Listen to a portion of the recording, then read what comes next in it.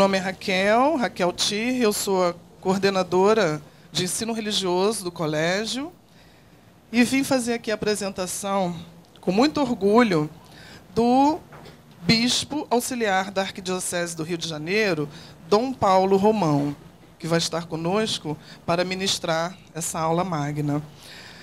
Ele é professor de cultura religiosa, ligado ao Departamento de Teologia da PUC, professor do Instituto Superior de Teologia da Arquidiocese do Rio de Janeiro, professor do Instituto de Ciências Religiosas da Arquidiocese do Rio de Janeiro. Então, é com muito prazer, com muito orgulho, que teremos hoje a presença de Dom Paulo Romão, aqui conosco na nossa instituição. Por favor. Agradeço a acolhida e aceitei esse convite com muita alegria, porque sempre fui apaixonado pela educação, gosto muito de dar aula, e quando preparei essas coisas, eu pensei em cada um de vocês, tá? Porque eu não vou dar aula abstrata, não.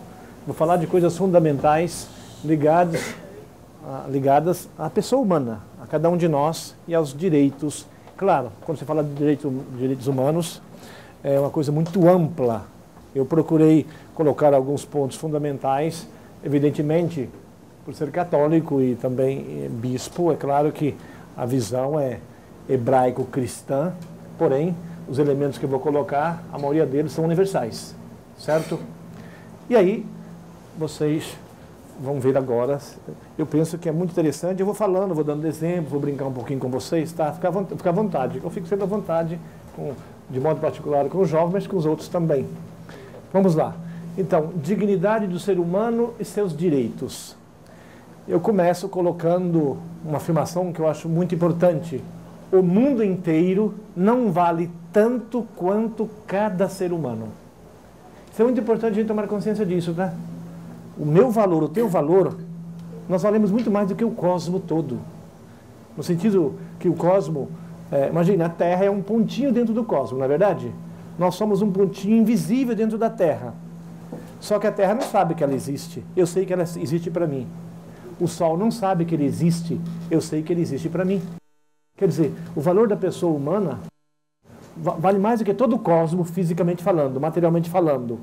É muito importante dar-se conta disso, porque uma pessoa que toma consciência disso supera qualquer baixa autoestima, tá? Porque se dá conta do seu valor, do que significa ser uma pessoa. Por isso, o mundo inteiro não vale tanto quanto cada ser humano. O valor da pessoa. Aqui é claro. O mundo inteiro não vale tanto quanto a menor pessoa humana. Ela não pode ser comparada a nada no universo, desde o instante de sua concepção até o último instante de sua velhice.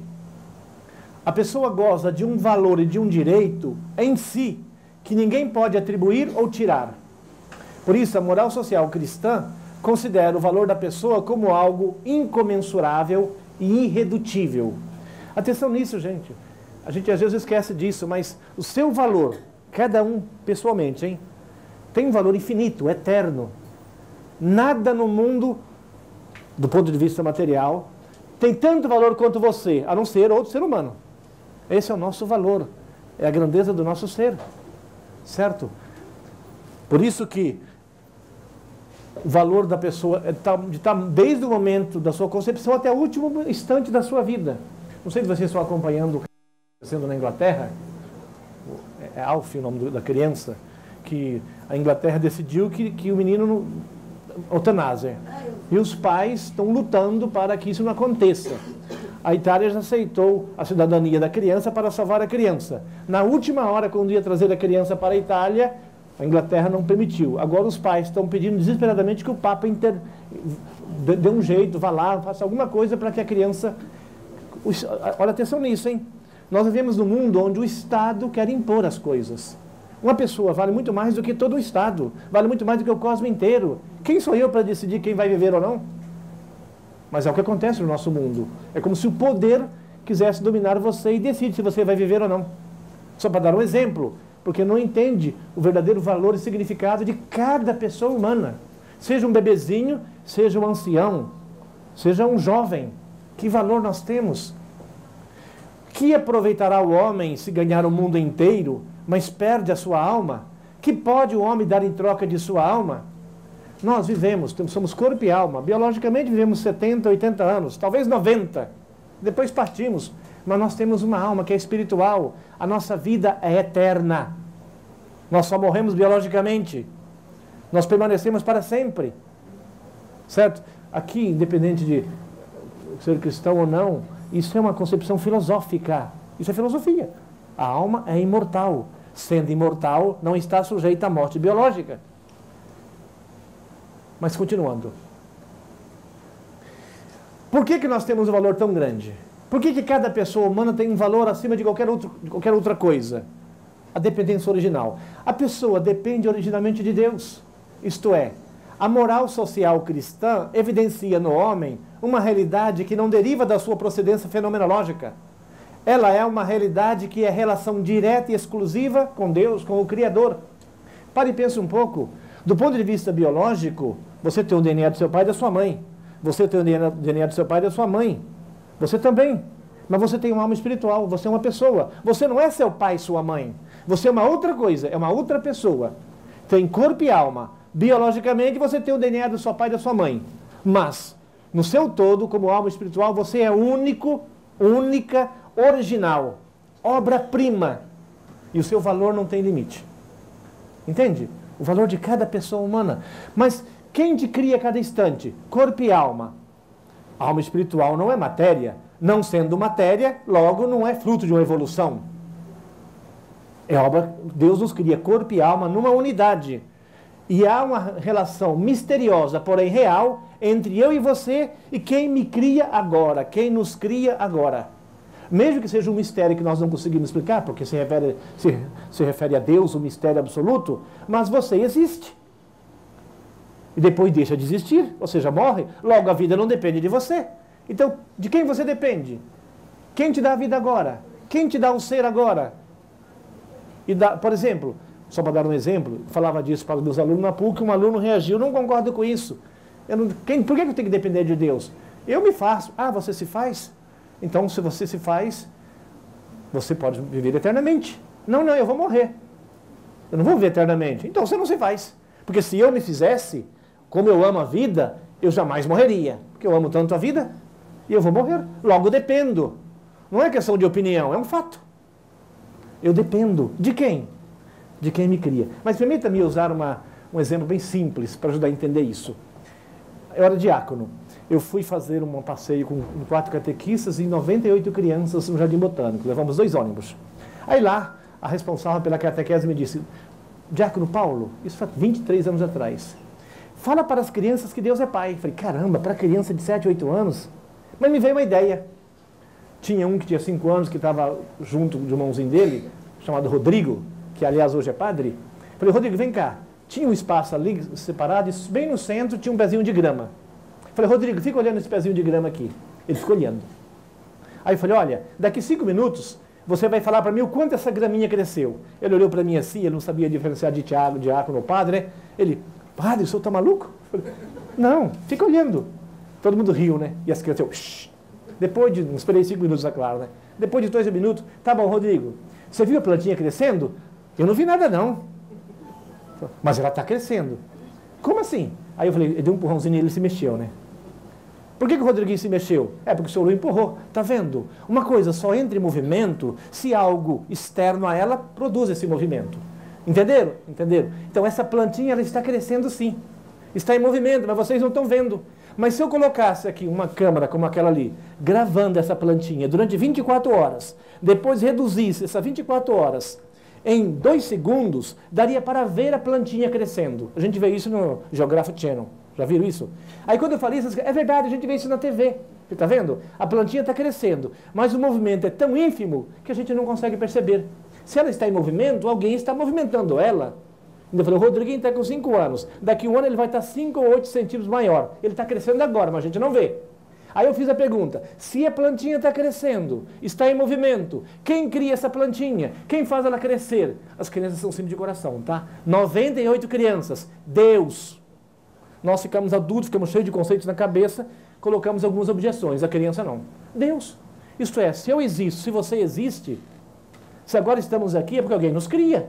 Eu não estou vendo esse mistério, mas eu não existiria se ele não existisse. se Ele não me criasse agora. Portanto, nós somos relação direta, pessoal, misteriosa, com alguém que é dono do universo, que cria todas as coisas. Agora imagine você, filha do dono do universo. Você, filho do dono do universo. E às vezes a gente fica se lamentando da vida. A vida está dura, está chata, tem pouco dinheiro, a vida é dramática. Claro que a vida não é simples. Mas você é filho do dono do universo. Certo? Você é obra-prima de Deus, vai ficar se lamentando da vida? Fala sério. Quando a gente entende isso, a gente entende a verdadeira alegria, tá? Eu gosto de dar um exemplo. Quando eu vejo uma criança pequena, eu chego perto dela, quem é você? Você sabe o que a criança faz? Ela agarra na perna da mãe. Se ela pudesse dizer, falar, ela falar, uma criança de um ano e meio, ela agarra na perna da mãe. Quem é você? Ela olha para a mãe. Ela não tem consciência ainda, mas se ela pudesse falar, ela falaria, eu e a minha mãe somos uma coisa só. Eu pertenço a ela. Nós pertencemos a Deus muito mais do que pertencemos a nossas mães. Meu pai e minha mãe estão 1000 quilômetros longe de mim. Eu existo, estou aqui, alguém me faz agora. Repito, para sintetizar isso, nós vivemos uma relação pessoal, misteriosa, com alguém que nos cria. Isso fundamenta a dignidade da nossa vida. Aqui está o fundamento da nossa existência. Isso depende de religião, gente. No fundo. Qualquer religião, a religião que você tem aqui é secundário. Por quê? Porque você é feita.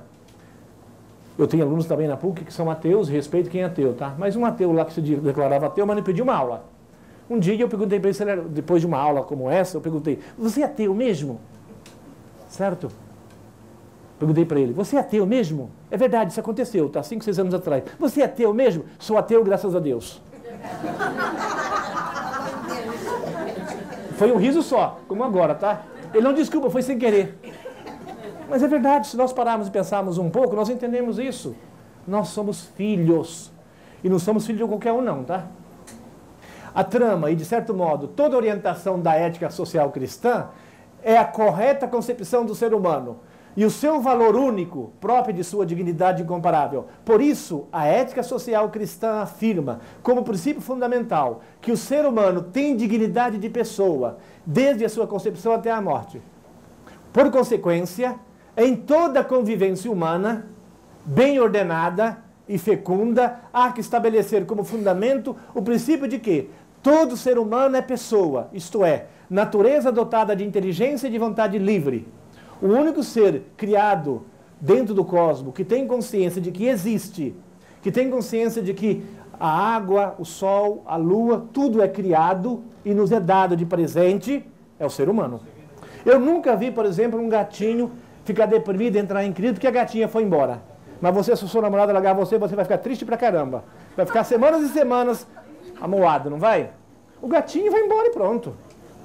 Não que o gatinho não tenha valor, tá? Se vocês gostam de gatinho, tudo bem, não tem nada contra, hein? Então, fundamentos filosóficos e teológicos da dignidade humana. O reconhecimento da dignidade de toda pessoa e a sua centralidade na vida social é partilhada por muitos não crentes. Qualquer pessoa que usa bem a razão, que é verdadeiramente humano, que não renuncia ao uso da inteligência, chega a essa conclusão. Não precisa ser religioso. Certo? Por isso, é um conceito-chave da Declaração Universal dos Direitos Humanos da ONU, que foi feita em 1948, e em outros importantes textos internacionais de direitos humanos. Ao mesmo tempo, está incluído nas orientações constitucionais de muitos países. A Carta Magna de qualquer constituição de qualquer país é a pessoa humana. É você, sou eu. Isso é uma coisa maravilhosa. A moral social cristã afirma a dignidade do ser humano, tendo como base 3 argumentos a seguir. Primeiro argumento, filosófico. Fundamentos filosóficos. Na linguagem corrente, designamos como pessoa todo o indivíduo humano, homem ou mulher. O conceito de pessoa encerra em si mesmo uma enorme riqueza. A pessoa é um ser único, singular, imensurável, de valor incalculável. Seu nome é? Vitor. Vitor, sabia que não tem outro igual a você? Você é obra-prima, rapaz. Não tem outro Vitor. Alguém consegue fazer outro Vitor? Igualzinho? Alguém consegue fazer outro igual a você? Eu sou obra-prima. Você é obra-prima. Única. Olha só. Que maravilha é cada pessoa humana. Certo? Repito. Entendeu? Se eu tomar... Aqui o Papa Francisco fala para a gente não ter consciência disso, a gente fica com cara de velório. Para com isso. Não. Ao contrário, tomar consciência disso enche a vida de esperança, de alegria, de paz. Faz com que você ame todos, abrace o diferente. Porque todos os seres humanos, independente de raça, cor, cultura, têm o mesmo valor. É uma fraternidade universal. Tem o mesmo fundamento. Em última instância, o mesmo Pai. Por isso, continuando, por isso não podemos tratar as pessoas como algo, mas como alguém. Tratar a pessoa como algo é atribuir-lhe a consideração de uma coisa, é coisificá-la. As pessoas não são objetos, não são coisas. Entende? Você não é uma coisa, não é um objeto. Por isso que eu fico muito triste vendo, por exemplo, os hospitais públicos, pessoas jogadas nos corredores, os refugiados da Venezuela, ou então na Europa, saem da sua terra, desesperados, perdidos, e aí colocam um punhado de muros para impedir que eles entrem. Mas são pessoas humanas. A única autoridade que gritou e está gritando para que, na Europa, essas pessoas sejam acolhidas é o Papa Francisco. Está gritando o tempo todo, falando o tempo todo. Mas os grandes poderosos do mundo parece que não estão nem aí. Imagine, é seu irmão, é sua irmã que está vivendo um momento desesperado na questão de não ter casa, de não ter morada, de não ter lugar. A família esfacelada. Tentemos nos colocar no lugar dessas pessoas que são nossos irmãos e irmãs. Não é qualquer coisa.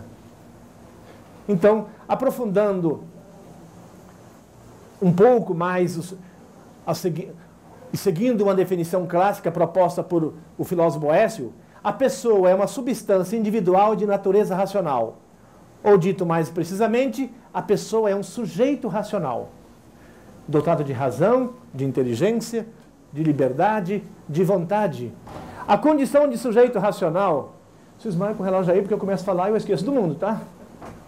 A condição de sujeito racional e, portanto, de pessoa é própria de todo ser humano e não se perde, atenção agora, ainda que não se constate a racionalidade. Também são pessoas que têm deficiências psicológicas, as crianças não nascidas, os anciãos ou os doentes que perderam o uso da razão.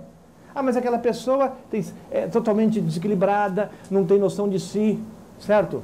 Tem uma deficiência psicológica muito grave, tem alma espiritual.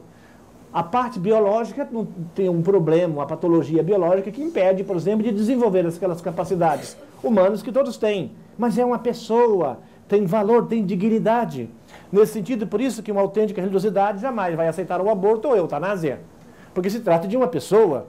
E quando você tira a vida de uma pessoa, na realidade, o que acontece? Você está impedindo que o corpo se desenvolva. Você não está matando a pessoa. A pessoa permanece para sempre. Ela tem uma alma espiritual que é imortal. A pessoa apenas impede que fisicamente ela continue vivendo, mas ela continua existindo numa outra dimensão, que é a realidade de Deus, que eu não sei como é, não quero saber tão cedo, porque eu não quero morrer logo não, hein? Mas a alma espiritual. Isso é importante dizer. E depois, a razão. A razão proporciona à pessoa a capacidade de conhecer o mundo que a rodeia, para além do puramente sensível, captando a essência das coisas. Nós percebemos logo que a realidade não é só aquilo que nós vemos. Tem uma realidade muito além disso. Vou dar um exemplo. Eu estou vendo você, né? Fisicamente está aqui. Mas a sua história, os seus sentimentos, os seus valores, eu jamais vou conseguir ver. Você carrega um mistério que eu nunca vou descobrir. Só quem convive com você. Você entende? Então eu estou vendo uma realidade aqui. Mas a realidade espiritual dele eu não consigo conhecer, não consigo ver. Mas existe. É uma riqueza que eu nunca vou penetrar. Até porque eu não o conheço. Isso, do ponto de vista humano é assim. Imagine do ponto de vista de Deus, da realidade criada por um Criador. Então, a realidade é muito mais do que aquilo que nós vemos. E nós temos capacidade de refletir sobre as causas, de nos perguntarmos de onde venho, para onde vou, o que eu estou fazendo neste mundo, por que existe a morte, por que existe a dor. Será que a vida é só isso? Será que eu nasci para depois morrer e tornar apenas adubo para as plantas? Não é possível. A minha vida não é só isso. Nós não aceitamos uma resposta. Não, você está aqui porque você está aqui, morre e vira cinza, é só isso mesmo. Você não aceita isso? Vai falar para uma mãe que perdeu seu filho ou sua filha, se preocupe não, seu filho virou cinzas. Vai falar isso para uma mãe? Nada disso. Na essência do nosso ser já está essa abertura ao transcendente, ao mistério que nós não entendemos, mas que também não podemos negar. Nós estamos destinados a uma eternidade. É isso.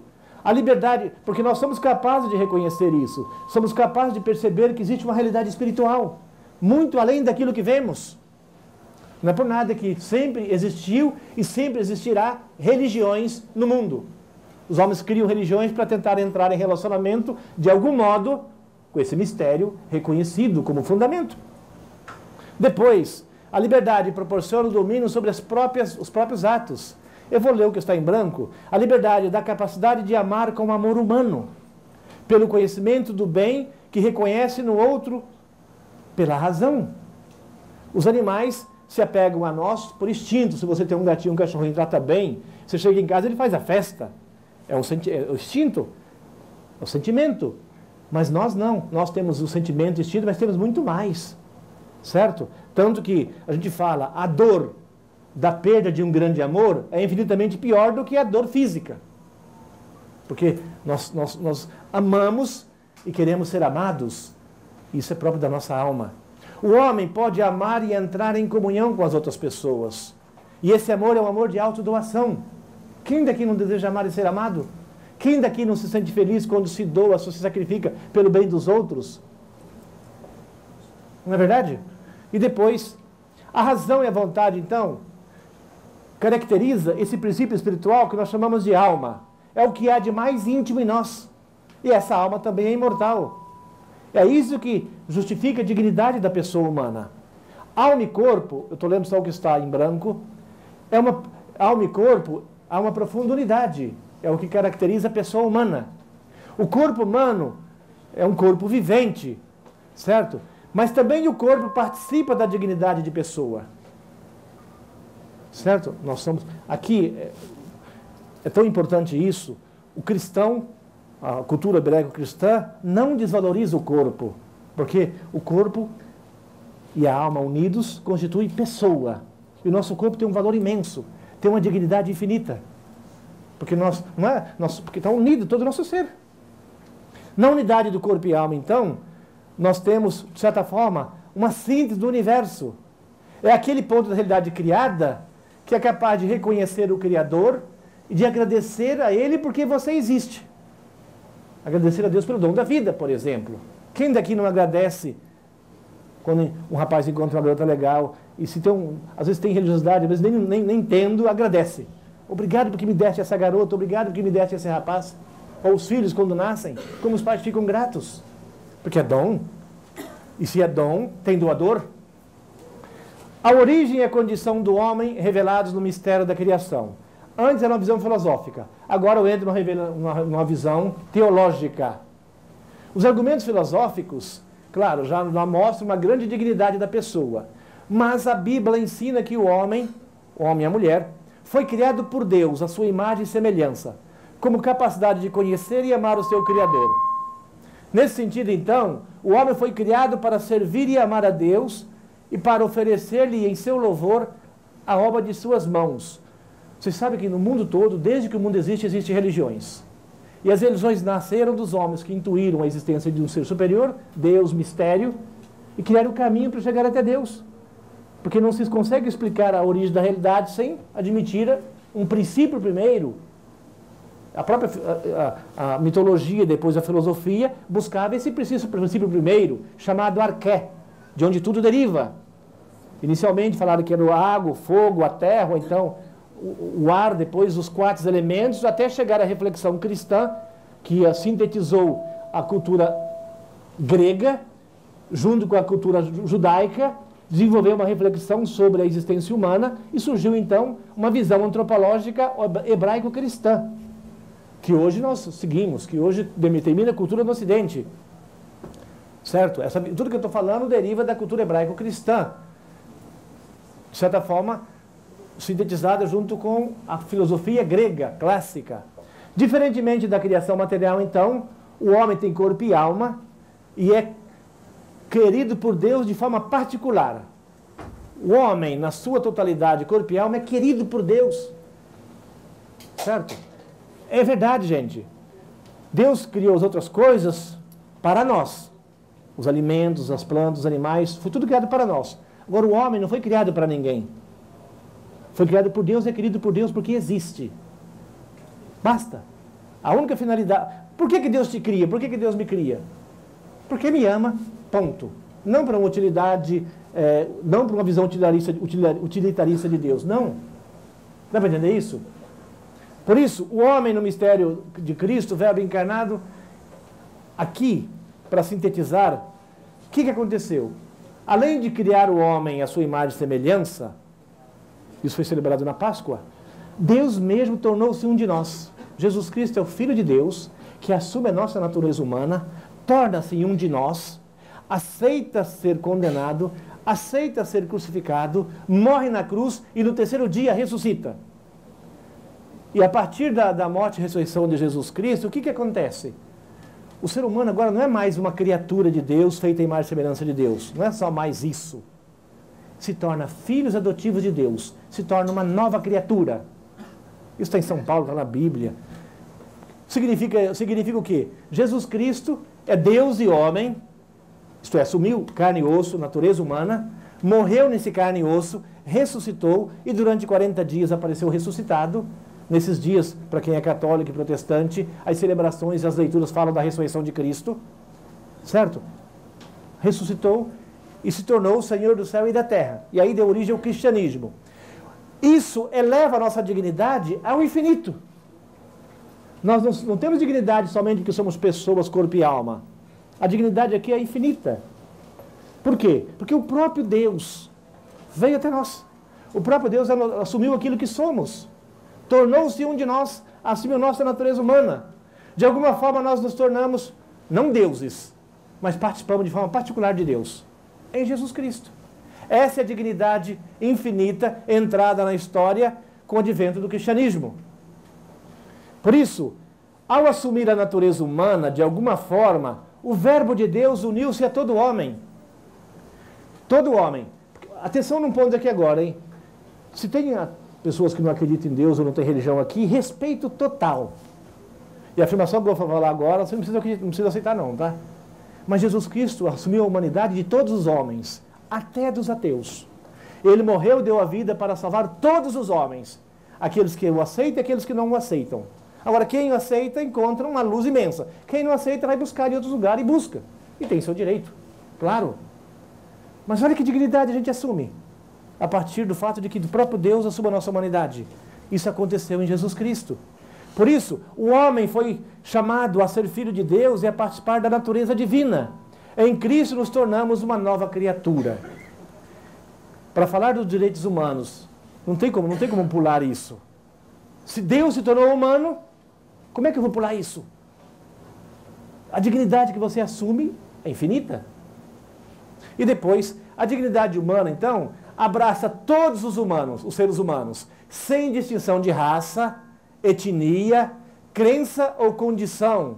Não há diferença e dignidade entre homem e mulher. Por isso que ao longo da história, por exemplo, a escravidão foi uma desgraça. Hoje as mulheres, por mais que estão lutando e é justo, ganham salários menores do que os homens. Isso é uma grande injustiça. Pouco a pouco vai se superar isso, tá? A dignidade e o valor é o mesmo. E a dignidade e o valor sendo os mesmos, os direitos têm que ser os mesmos. Mas a sociedade está evoluindo, graças a Deus. Não importa a opção que a pessoa faz, não importa a sua escolha, é pessoa. Tem dignidade, deve ser amada, ponto. Certo? Por isso, não se opõe diferença. Cada pessoa é singular, única, sem igual. Enquanto seres humanos, somos todos iguais. Somos filhos de Deus. Ok? Fundamentos, agora é a segunda parte, tá? Fundamento dos direitos humanos. O que eu falei até agora? Que a pessoa humana é única, singular, original.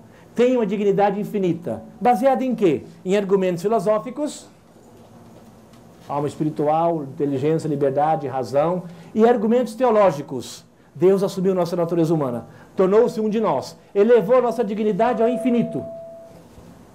Agora, dessa dignidade do ser humano, deriva também direitos fundamentais.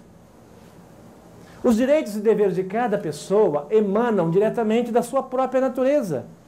E esses direitos são universais e invioláveis. Não pode absolutamente ser desconsiderados.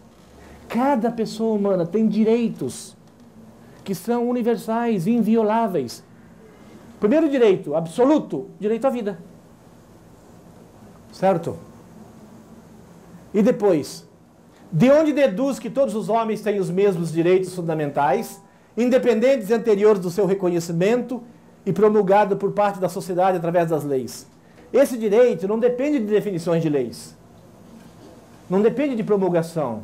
Depende da sua natureza. Atenção nisso, gente. Por isso que essa coisa que está acontecendo com o menino Alf na Inglaterra é uma coisa absurda, como acontece com muitos outros. São direitos que, por derivarem da dignidade inata de todo ser humano, são anteriores à sociedade. Aliás, são exatamente por causa desses direitos que a sociedade promulga as leis. Por que existem as leis? Por que existem as constituições? Justamente porque o ser humano tem direitos e precisam ser defendidos, valorizados, promulgados. Ok? Os direitos da pessoa radicam na verdade do homem, está na raiz, incluindo o necessário para o desenvolvimento humano. Tais direitos são, primeiro, direitos pessoais, sociais e econômicos. Entre os direitos, apontamos, primeiro, o direito à vida, incluindo o direito de nascer do filho concebido. A vida vem antes de tudo. Direito de desenvolver a própria inteligência e a própria liberdade. Por isso, você tem direito de ter uma boa educação. Tem direito de se desenvolver humanamente. Tem direito de poder fazer uma boa faculdade, ter um bom colégio. Você tem direito. É um direito que você tem. Ok? Depois, direito de desenvolver a própria inteligência. E em relação a esse direito, o direito à liberdade religiosa e de culto. E o direito a seguir a própria consciência. Ninguém pode obrigar você a ser religioso. E ninguém pode obrigar você a não ser ateu. Você é livre, tem direito de ser ateu, de ser religioso, de ser o que você escolher e desejar. É teu direito. E depois, direito a gozar de um ambiente moral favorável ao desenvolvimento da própria personalidade. Você quer educar os filhos, vê coisas absurdas, você reage e tem direito de reagir. Agora, nos colégios, certas coisas que estão querendo ensinar, os pais tentam falar alguma coisa contra, em alguns países vão até preso. Os pais querem que os filhos tenham um certo tipo de educação, mas os costumes hoje estão de ponta cabeça, os valores estão todos complicados, e os pais não podem reagir, podem até preso por causa disso. E os direitos de educar os filhos, segundo a consciência dos pais, como fica? Não são respeitados. Direito de gozar de um ambiente moral favorável, acabei de dizer. Direito a gozar de personalidade jurídica. Direito ao devido respeito pela pessoa e boa reputação social. Se alguém, por exemplo, na internet ou qualquer manchar a sua reputação, você pode processá-lo. Você tem direito a uma boa reputação. Isso acontece o tempo todo. E mais ainda, direito à livre escolha de estado. Você quer escolher o estado de vida, ninguém pode te impedir. Direito a construir livremente uma família, a gerar e educar os filhos fazendo uso responsável da própria sexualidade.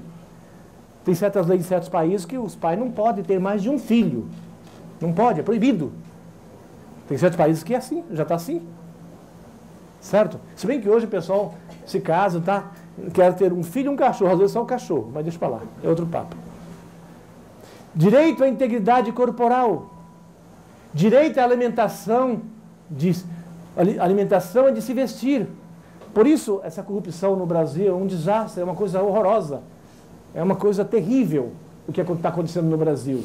Porque tem até um vídeo citando o presidente Roosevelt, que a corrupção é um crime infinitamente pior do que você matar uma pessoa. É uma coisa horrível matar uma pessoa, mas você matou uma pessoa. Mas se a corrupção, você mata centenas de pessoas, pode ser até milhares. Porque no Rio de Janeiro, por exemplo, no Brasil, hospitais e educação, um desastre por conta da corrupção. Quantas e quantas pessoas morrem nos hospitais porque não tem remédio, não tem nada. E o que está por trás disso? Corrupção. É infinitamente pior a corrupção. Vocês entendem? Vocês são jovens. Eu fico tranquilo, eu tenho esperança porque eu acredito na juventude. Vocês ainda têm um coração puro. Vocês ainda acreditam em alguma coisa. Querem fazer a diferença? Você não quer fazer a diferença? Não quer ou não quer? Vocês entendem? Façam a diferença. Vocês podem fazer a diferença. Aprenda com o erro dos outros. A gente está vendo aí. Posso falar assim? Até porque já estou falando mesmo, né? Direito à segurança pessoal. Você sai na rua com medo. Você tem direito à segurança. Direito à assistência em casos eventuais no desemprego. Tenho aquele desemprego, né? Como é que chama? O seguro-desemprego, mas o salário de fome. Na enfermidade, na velhice. Gente, se você não tem plano de saúde, não pode pagar plano de saúde, fica velhinho, não tem asilo, não tem assistência, não tem nada. Meu Deus do céu, estamos assim. Direito na velhice, na viuvez, etc. E já estou terminando, tá? Qualidades dos direitos humanos. Termino com esses aqui. Assinalamos aqui os 7 segmentos. Então, fundamentais. Os direitos humanos são manifestações primárias da natureza do ser humano. E por isso, na linguagem cristã e também judaica, cabe qualificá-los de sagrados. Se é Deus que nos dá a vida e nos cria conscientes e livres, com consciência e liberdade, seres racionais que têm um valor infinito, portanto, os nossos direitos são sagrados. Certo? E nós temos direito, e eles devem ser respeitados. Originais, derivam do ser humano e não de lei ou autoridade humana alguma. Ninguém pode decidir se você vai viver ou não.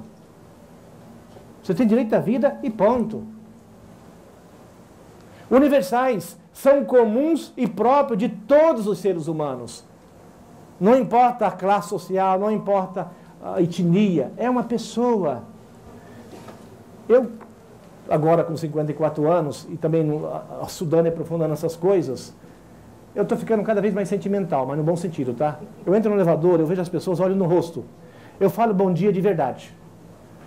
Eu sempre, quando começo os cursos, eu tenho 6 turmas na PUC, primeira aula, eu já declaro o amor a eles. Olha, eu estou vendo vocês a primeira vez, mas eu os amo como se conhecesse a vida toda.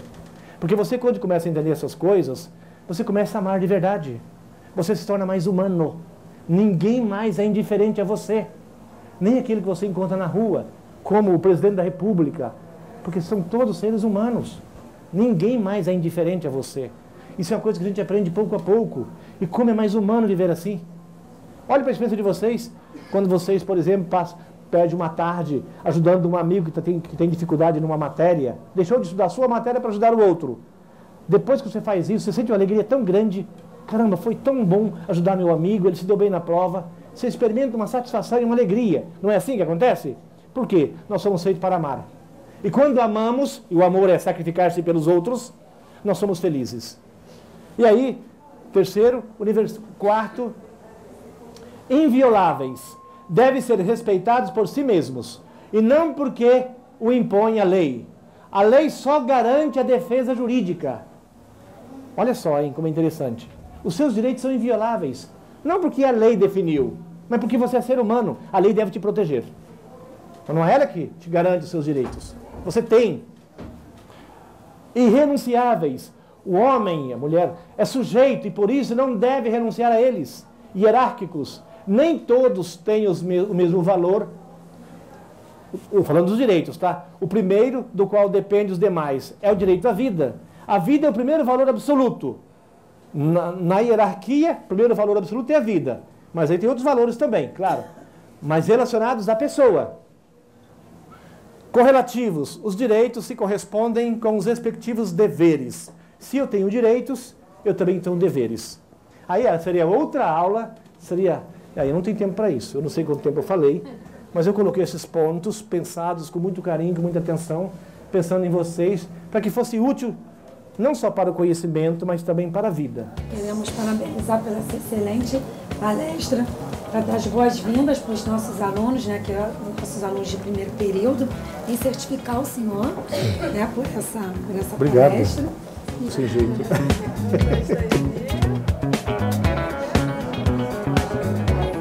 Nós estamos muito felizes pela sua vinda aqui. Eu que agradeço. Agradecemos imensamente. Tá? muito importante, porque hoje nós temos uma tendência nas várias universidades de formar técnicos, pessoas preparadas para o mundo do trabalho, que é uma coisa justa e boa. Porém, esquece que a pessoa é muito mais do que isso. É preciso uma formação integral, é preciso uma educação que leve em conta as perguntas existenciais que todo jovem tem sobre o sentido da vida, sobre o porquê vale a pena viver. Portanto, esse tipo de palestra é de uma ajuda imensa na formação desses jovens. Eu gostei muito, até porque quando eu pensei nessa palestra, eu pensei que eu teria diante de mim muitos jovens. Por isso o tema foi a dignidade da pessoa humana e os seus direitos. Eles precisam serem ajudados a olhar para a vida, para si mesmo e reconhecerem o quanto tem um futuro brilhante quando reconhece o verdadeiro valor de si mesmo.